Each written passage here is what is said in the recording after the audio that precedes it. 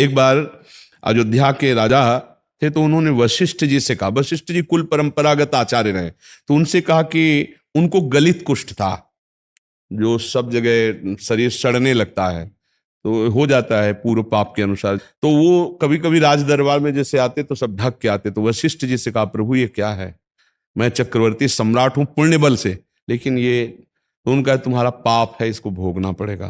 तो बोले प्रभु कोई उपाय है कट जाए? तो बोले औषधियों की तो ताकत नहीं कि गलित कुष्ठ कट जाए, पर एक उपाय है, यदि पूरा नगर तुम्हारी निंदा करने लगे तो तुम्हारे पाप कट जाएंगे।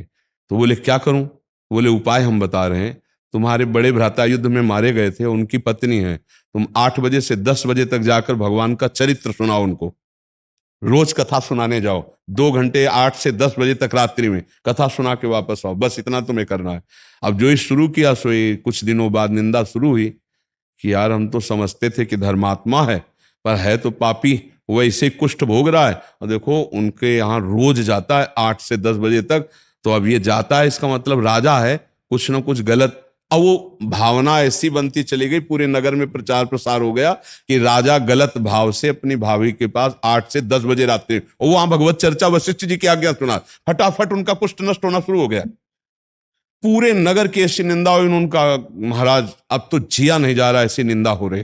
बोले चुप रहो, अब कष्ट तो सहला पड़ेगा, अगर कुष्ठ नष्ट करवाना है तो निंदा का कष्ट सह लो। जो ही पूरे नगर में भरपूर निंदा होने लगी उनकी कि धिक्कार है ऐसे राजा को, सब गलित कुष्ठ खत्म हो गया, केवल नाक में रह गया। तो उनका गुरुदेव नाक में रह गया, बोले ये खत्म नहीं होगा। बोले क्यों? बोले ये हमारे हिस्से का है, हम निंदा करेंगे नहीं, क्योंकि हम जानते तुम्हें किस लिए भेजते, इसलिए नाक का गलित कुष्ठ। और फिर पूरी सभा को बुला करके बताया उनकी कि ये जो माता की तरह भाव रखते हैं और 8 से 10 बजे तक मेरी आज्ञा से कथा, तो उनका गलित कुष्ठ भी खत्म हो गया और उनकी निंदा भी खत्म। तो जो हमारी निंदा करते हैं, जो दोषारोपण करते हैं, जो द्वेष करते हैं, सच्ची मानिए हमारा बड़ा मंगल कर रहे हैं, हमारे पापों को नष्ट कर रहे हैं। तो हम 2 भाव से सहन करें, एक भगवत भाव और एक इस भाव से कि मेरे आए हुए प्रारब्ध को ये नष्ट कर रहा है, द्वेष करके, निंदा करके।